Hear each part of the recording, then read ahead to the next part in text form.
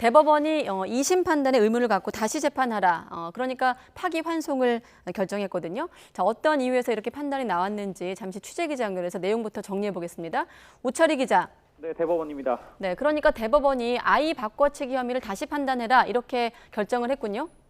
네, 그렇습니다. 대법원의 판결의 핵심 이유는 아이 바꿔치기 혐의가 명확하게 입증되지 않는다는 겁니다. 대법원은 오늘 미성년자 약취와 사체 은닉 미수 혐의로 재판에 넘겨진 49살 성모 씨에게 징역 8년을 선고한 원심을 깨고 사건을 대구지방법원으로 돌려보냈습니다.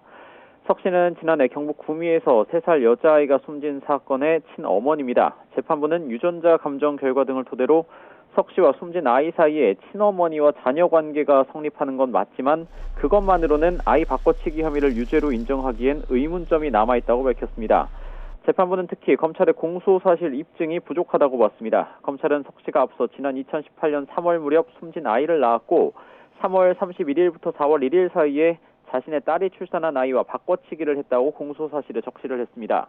하지만 석 씨는 2018년 2월 말 다니던 회사에 다시 입사한 뒤 3월 말까지 단 6일만 제외하곤 모두 회사에서 일한 것으로 확인돼 검찰이 특정한 시점에 아이를 낳지 않았을 가능성이 있습니다.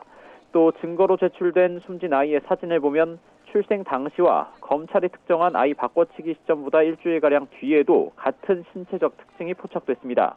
이 때문에 대법원 재판부는 석 씨의 아이 바꿔치기를 단정할 수 없다면서 의문점들에 대한 추가적인 심리가 필요하다고 판단했습니다.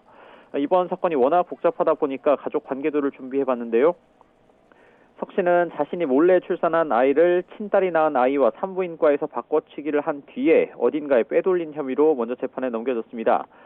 석 씨는 또 실제로는 자신의 아이지만 딸이 본인이 출산한 것으로 알고 기르던 아이가 3살 무렵 홀로 방치돼 숨지자 사망 사실을 감추기 위해서 시신을 몰래 묻으려고 한 혐의도 받습니다. 사체 은닉 미수 혐의인데요. 이건 앞서 모두 인정을 해서 대법원에선 다뤄지지 않았습니다. 석 씨의 딸이자 숨진 3살 아이의 언니인 김모 씨는 이미 징역 20년이 확정됐고 김 씨가 낳은 그러니까 바꿔치기 된 아이는 현재 실종 상태입니다. 지금까지 대법원에서 YTN 우철입니다.